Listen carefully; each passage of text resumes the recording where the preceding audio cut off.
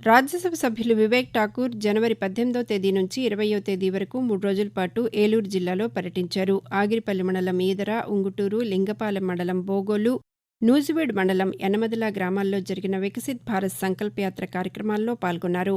ఈ సందర్భంగా ఏర్పాటు చేసిన సభల్లో వివేక్ ఠాకూర్ మాట్లాడుతూ 2047 నాటికి భారతదేశాన్ని అభివృద్ధి చెందిన దేశంగా తీర్చిదిద్దాలన్న దృఢ సంకల్పంతో ప్రధానమంత్రి నరేంద్ర మోదీ నాయకత్వంలోని కేంద్ర ప్రభుత్వం కృషి చేస్తోందని, అందుకు ప్రతి ఒక్కరూ తమ వంతు కృషి చేయాలని పిలుపునిచ్చారు. కేంద్ర ప్రభుత్వం పేదల అభ్యున్నతి కోసం అనేక పథకాలను ప్రవేశపెట్టిందని, ప్రతి ఒక్కరూ వాటిని సద్వినియోగపరుచుకోవాలని సూచించారు. అర్హత ఉన్న ప్రతి ఒక్కరికి కేంద్ర ప్రభుత్వ ప్రయోజనాలు అందించాలనే ఉద్దేశంతో వికసిత్ భారత్ సంకల్పయాత్ర కార్యక్రమాన్ని ఏర్పాటు చేశామని తెలిపారు. ప్రతి ఒక్కరూ ఈ కార్యక్రమంలో పాల్గొని ప్రభుత్వ పథకాల లబ్ధిని పొందాలని అన్నారు. కార్యక్రమాల్లో భాగంగా రైతులకు డ్రోన్ల ద్వారా ఆధునిక వ్యవసాయ పద్ధతులపై అవగాహన కల్పించారు. ఆరోగ్య శిబిరాలను ఏర్పాటు చేసి వైద్య పరీక్షలు నిర్వహించారు.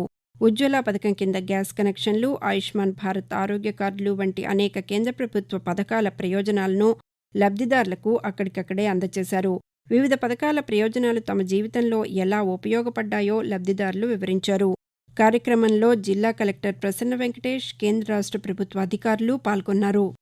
అయోధ్య బాలరాముని విగ్రహ ప్రతిష్ఠ సందర్భంగా జిల్లాలోని దేవాలయాలు రామనామ స్మరణతో మారుమ్రోగాయి. ప్రధానంగా నూజివీడు నియోజకవర్గ వ్యాప్తంగా అన్ని దేవాలయాల్లో ప్రత్యేక పూజలు నిర్వహించారు. నూజివీడులో హనుమాన్ సేన ఆధ్వర్యంలో ర్యాలీ నిర్వహించారు. డీఏఆర్ కళాశాలలో భారీ స్క్రీన్ ఏర్పాటు చేసి బాలరాముని ప్రతిష్ఠా కార్యక్రమాన్ని భక్తులు వీక్షించే విధంగా ఏర్పాటు చేశారు.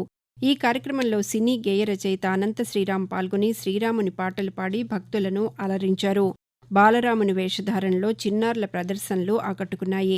ప్రత్యేక సాంస్కృతిక ప్రదర్శనలు భక్తులను ఆకర్షించాయి.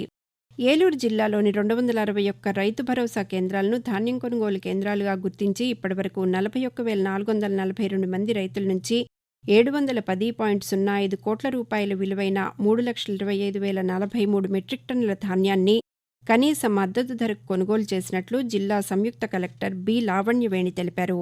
జిల్లాలో 2023-24 ఖరీఫ్ సీజన్ ధాన్యం కొనుగోలుకు నిర్ధారించిన 3,36,000 మెట్రిక్ టన్నుల లక్ష్యంలో 97% ధాన్యం రైతుల నుండి సేకరించడం జరిగిందన్నారు.